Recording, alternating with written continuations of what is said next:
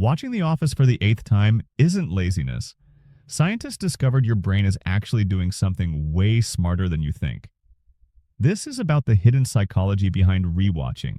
Why millions of people can't stop hitting replay on the same shows. The real reasons are actually fascinating.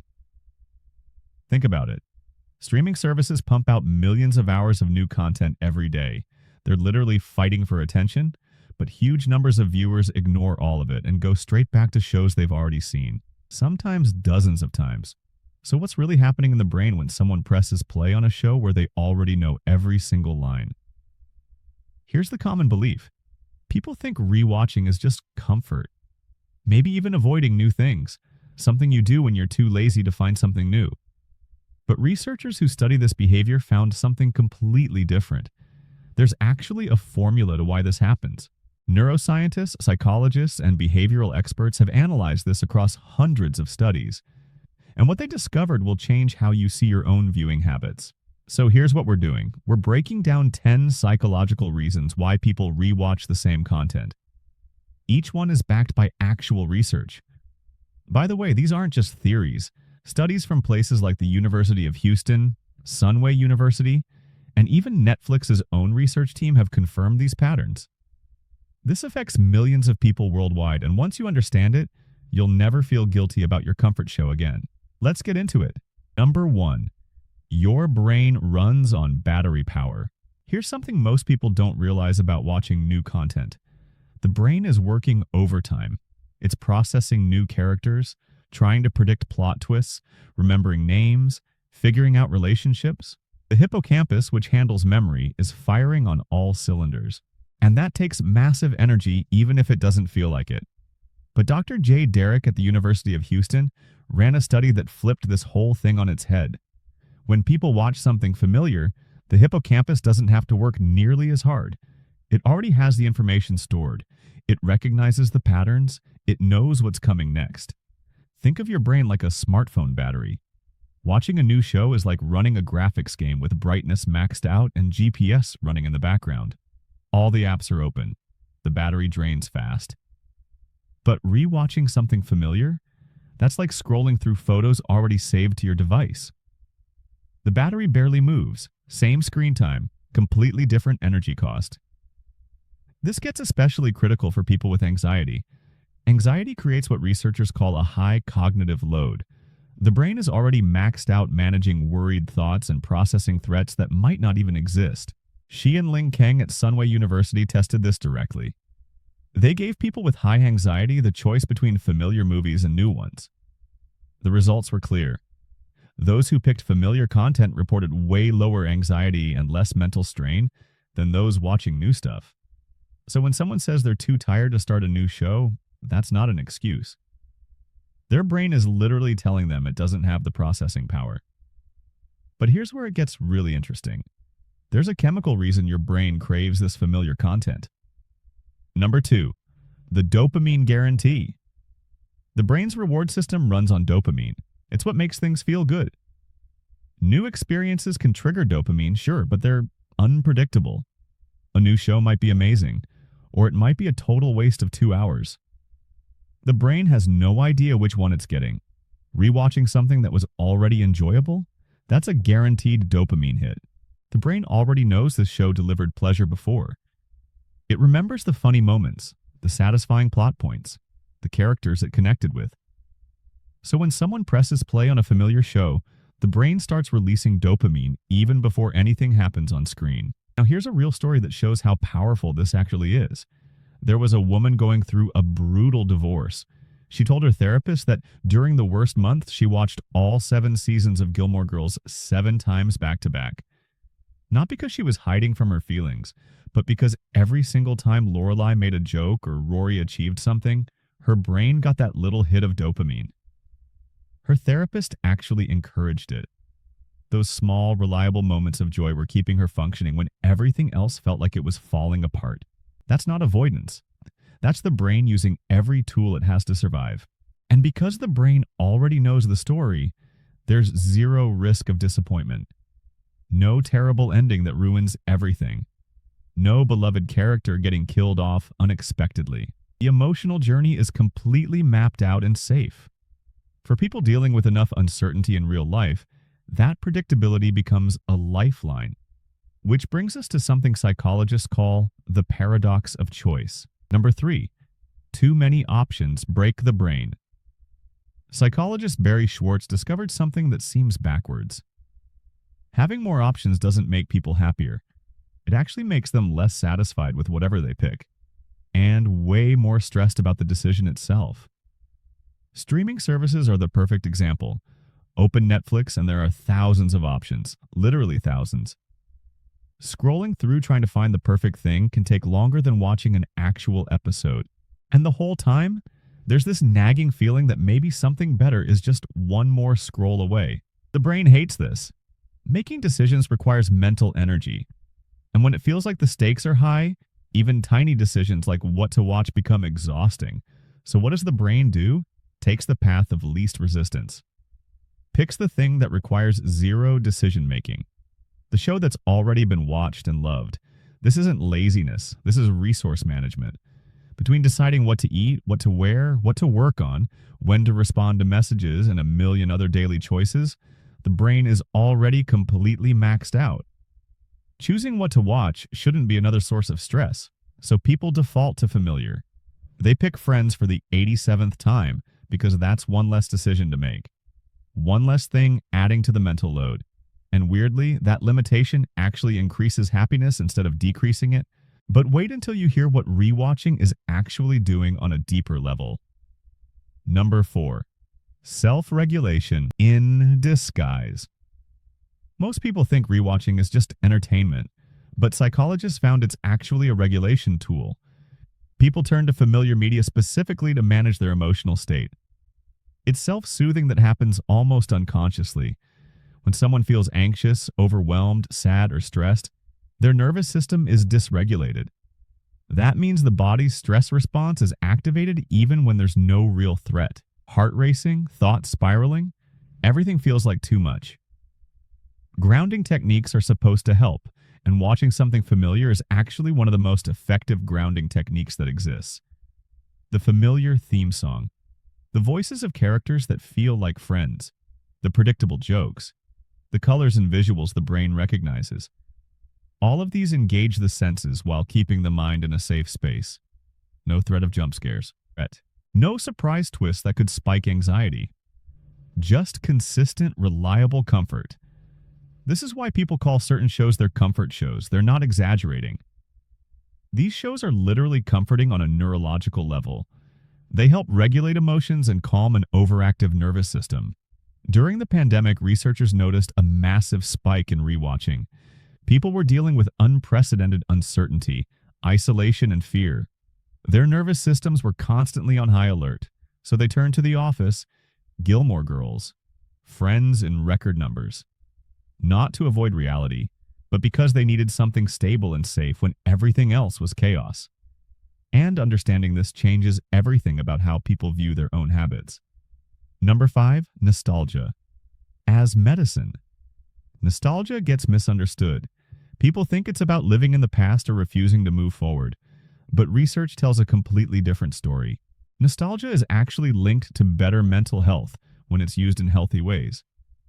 When someone rewatches a show they loved in college or during a happy period, they're not trying to go back. They're visiting, connecting with who they were, remembering good moments. And that connection can be genuinely healing, especially during difficult times. Shows and movies work like time capsules. Watching something from years ago brings back memories of where someone lived, who they spent time with, what excited them back then. It's like flipping through an old photo album, but with way more sensory detail. The brain doesn't just remember the show, it remembers the entire context around watching it.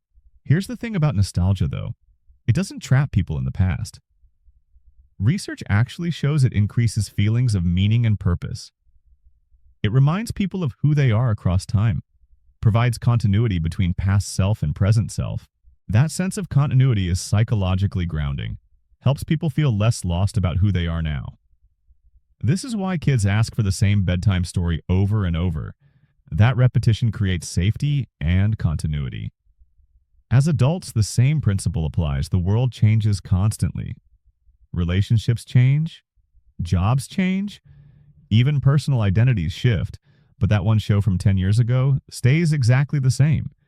And there's real comfort in that consistency, which connects to another psychological need people rarely talk about. Number 6. Rituals create stability. A lot of people don't just rewatch shows randomly. They have specific patterns. Maybe it's The Office every time laundry needs folding, or Parks and Recreation every Friday night, or a specific comfort movie whenever sick. These aren't just habits, they're rituals. And rituals serve a critical psychological function. They create structure and predictability in a chaotic world. Research from Sage Journals found that people who engage in media-related rituals report feeling more grounded and less anxious overall. Rituals don't have to be elaborate. They just need to be consistent and meaningful. Making popcorn, putting on the same show, curling up under a blanket every Sunday night becomes a ritual that marks the end of the week. It signals to the brain that it's time to relax and reset. The show itself is just one piece of a larger routine providing comfort and stability. This becomes especially valuable when life feels unpredictable. Someone juggling multiple jobs, dealing with family chaos, or going through a major transition might have very little control over daily reality. But they can control this one thing, create this small pocket of consistency. And psychologically, that matters way more than it seems. There's actually a guy named Marcus who works as an ER nurse, deals with absolute chaos and life or death situations during 12-hour shifts. When he gets home, no matter how late, he watches exactly 3 episodes of Brooklyn Nine-Nine before bed. Same show, same number of episodes, every single shift. He said it's the only way he can transition from the intensity of the ER to actually being able to sleep. His brain needs that buffer zone, that predictable ritual telling his nervous system the crisis is over and it's safe to rest. Rituals also help with transitions. Watching the same show before bed signals to the brain that it's time to wind down. The familiar sounds and visuals become associated with relaxation and sleep. Over time, just hearing the theme song might trigger that relaxed state, even before the episode really starts. But something else is happening during rewatches that most people never notice. Number 7. The details emerge. Here's what's fascinating. People rewatching shows aren't just seeing the same thing repeatedly. They're actually noticing different things each time.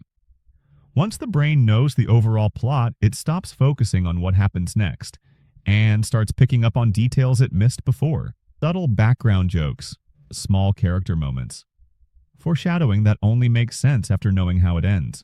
Visual details in the set design, the way an actor delivers a specific line, all of these become visible on repeat viewings because the brain isn't working so hard to process the main storyline. This is why someone might watch the same movie 10 times and still find new things to appreciate. The brain's attention is freed up to explore details instead of just following the plot. It's similar to listening to a song multiple times. First listen is about the general vibe, but after several listens, someone starts noticing the bass line, the background vocals, the way the bridge transitions back to the chorus. Psychologists call this meaning making. Finding deeper significance and connection in repeated experiences. People who engage in meaning-making tend to have better emotional resilience and mental health. They're better at finding value and insight in experiences instead of just consuming content and moving on. So when someone rewatches Pride and Prejudice for the 15th time, they're not just passively watching. They might be thinking about how Elizabeth's character development mirrors their own growth. Analyzing how the story explores class and social expectations, appreciating the cinematography in ways they didn't notice before. It's an active, reflective process disguised as casual entertainment. And this connects to something researchers discovered about the relationships people form with fictional characters. Number 8. Parasocial relationships feel real. Parasocial relationships get talked about a lot with social media influencers. But the concept applies to fictional characters too. People form genuine emotional bonds with characters they watch repeatedly, and those bonds can be surprisingly meaningful. The brain doesn't always distinguish between real relationships and parasocial ones when it comes to emotional impact. Watching a beloved character go through struggles, celebrate victories, grow over time creates a sense of knowing them, caring about what happens to them, And when someone rewatches a show, it's genuinely like visiting old friends. This might sound silly to people who don't experience it, but research backs it up. These parasocial relationships can provide real comfort and connection, especially for people feeling isolated in their actual lives. The characters don't judge, don't have bad days where they're unavailable, don't change unpredictably. They're consistent sources of companionship. Think about how people talk about certain characters. They discuss them like real people, have opinions about their decisions, relate to their struggles, quote them in regular conversation. These aren't delusions. These are natural psychological processes of forming attachments to narratives and the people in them. In a world where real relationships can be complicated and draining, there's something appealing about relationships that only give without taking. Characters can't let someone down or betray trust. They're always there, always the same, always available for connection without any of the messiness of real human interaction. But what happens when the brain is just too exhausted to make even simple choices? Number 9. Decision fatigue is real. Decision fatigue is a documented psychological phenomenon. The quality of decisions deteriorates after making many in a row.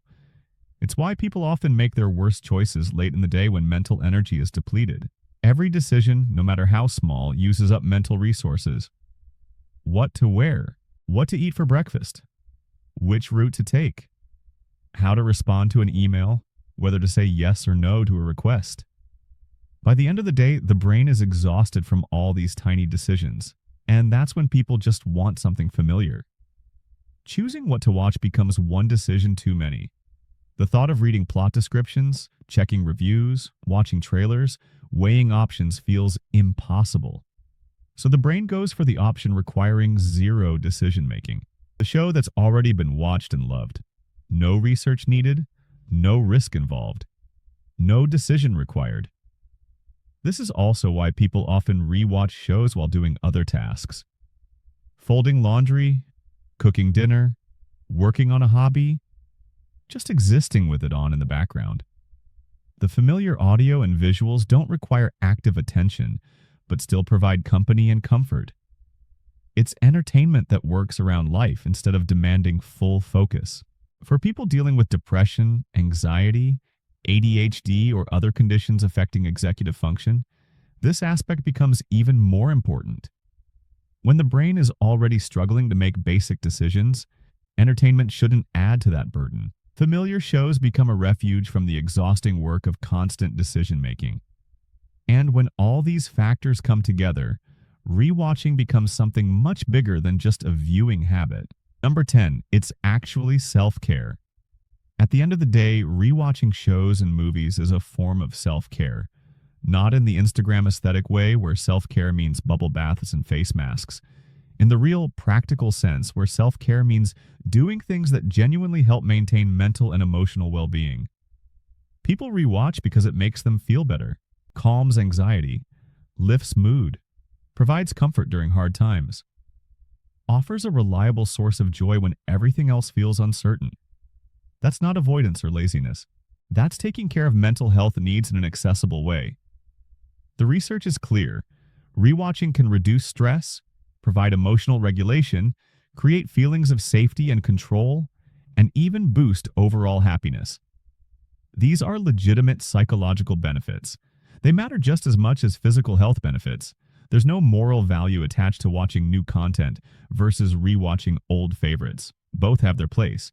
But in a culture that constantly pushes productivity, newness, and optimization, choosing comfort and familiarity is actually a radical act of self-preservation. Here's the vulnerable truth.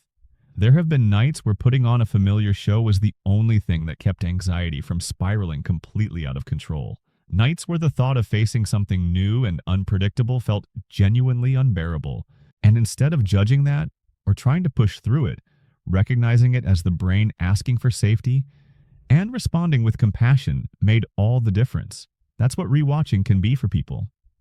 A compassionate response to the brain's genuine need for comfort and stability. So the next time someone judges themselves or gets judged by others for watching The Office for the 100th time, they can remember this. The brain is doing exactly what it's supposed to do, seeking safety, conserving energy, managing emotions, finding joy in reliable places. That's not something to feel guilty about. That's something to appreciate. Understanding the psychology behind rewatching doesn't mean people need to stop or analyze it to death. It just means recognizing this behavior is normal, healthy, and serving important psychological functions. The brain knows what it needs, and sometimes what it needs is the comfort of a story it already knows by heart. Watch that favorite show again without guilt.